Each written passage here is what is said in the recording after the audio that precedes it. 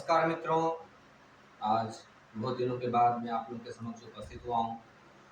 व्यवसायिक व्यस्तता के कारण मैं इस बीच में वीडियो नहीं बना पाया, इसके लिए क्षमा चाहता हूँ। आज आप लोगों के समक्ष अपने देश की बेरोजगारी की समस्या से संबंधित एक कहानी लेकर आया हूँ।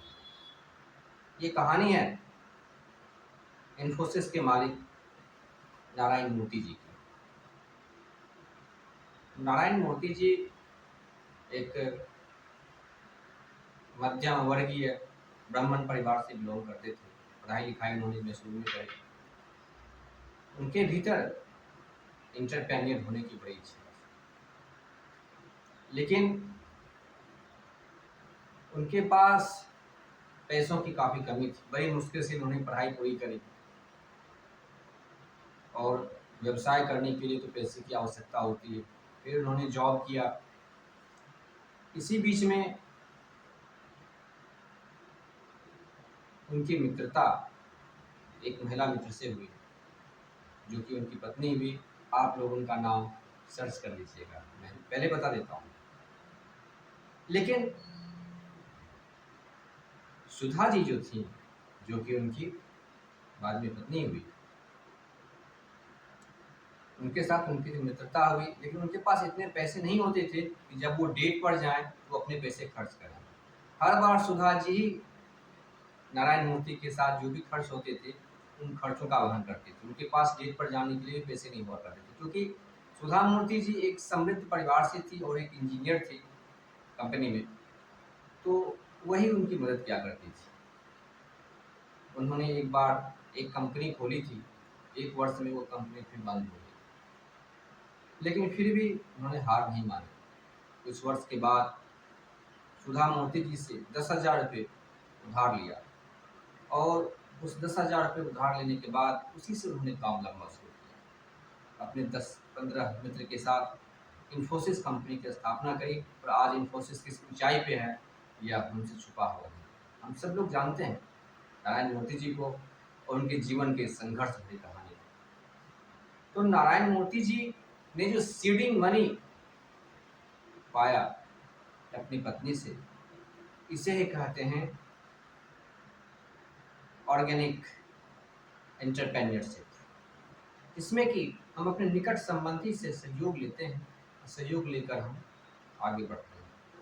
इसमें एंटरप्रेन्योर्स के ऊपर दायित्व अधिक होता है जीवन में सफल होने का, और निगरानी भी सतत होती है।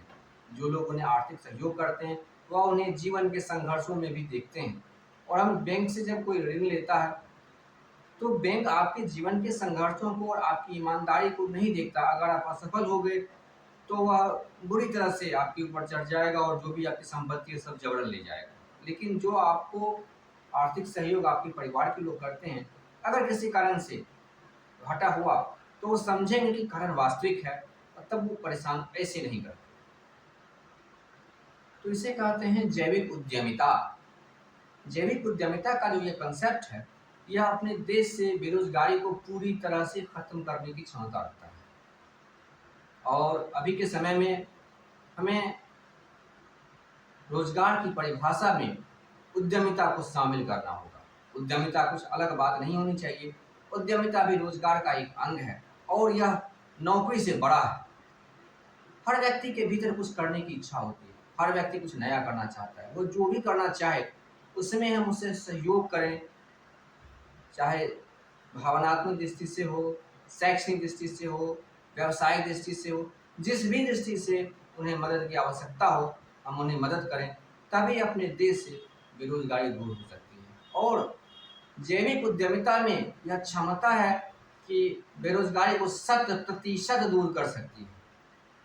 इस संबंध में विशेष प्रशिक्षण वर्ग आयोजित किए जाने की आवश्यकता है, जो कि अपने देश के कई संस्थान आयोजित करते हैं। उदाहरण के तौर पर स्वदेशी जागरण मंच एक संगठन है जो कि जैविक उद्यमिता के लिए प्रशिक्षण देती है, ताकि जो नए उद्यमी हों उनके मन में जितनी भी संशय हो, भय हो, और जो रिस्क है व्यवसाय में आने का, उस रिस्क को कम करते हैं। व्यवसाय में रिस्क को खत्म तो पूरी तरह से नहीं किया जा सकता, लेकिन इसे बहुत दूर तक कम किया जा सकता है। इस प्रकार से अभी लोगों के मन में यह परसेप्शन है कि नौकरी ही करनी है, पढ़ाई पूरी करके नौकरी करनी है। मैं यह नहीं कहता कि नौकरी ना करें, अगर मिल जाए नौकरी तो नौकरी कर लें, लेकिन अगर नौकरी ना भी मिले तो कोई बात नहीं, हम अपने स्वरोजगार की तरफ कदम बढ़ाएं। स्वरोजगार को नौकरी से इन्फीरियर नहीं माना जाना चाहिए, स्वरोजगार नौकरी से बेहतर ही है। स्वरोजगार में हम अपने व्यवसाय को जहाँ तक ले जाते हैं, अगली पीढ़ी वहाँ से आगे ले जाती है। तो स्वरोजगार में पैसा तो हमने कमाया ही, और हमने जो व्यवसाय का एक स्ट्रक्चर खड़ा किया मार्केट में, वह भी हमारे साथ संरक्षित रहता है। तो यह स्वरोजगार का एक बहुत बड़ा लाभ है। और स्वरोजगार में यह गुण है कि अपने देश से बेरोजगारी को पूरी तरह से खत्म करती है। स्वरोजगार अपने देश में उत्पादन को बढ़ाती है, और जैसे उत्पादन अपने देश में बढ़ता है वैसे ही प्राइस राइज कम होती है, मूल्य वृद्धि जो है अपने देश में वह अपने आप कम हो जाती है, क्योंकि जब उत्पादकता बढ़ेगी तो वस्तु की कीमत घटेगी। लोग इस क्षेत्र में अगर आते हैं तो अपने देश में जो महंगाई की समस्या है और बेरोजगारी, यह दोनों एक दूसरे से जुड़ी हुई है। अगर हम एंटरप्रेन्योरशिप को बढ़ावा देते हैं तो बेरोजगारी और महंगाई यह दोनों एक साथ नियंत्रित हो जाएगी। आशा करता हूँ मित्रों कहानी आपको पसंद आई होगी।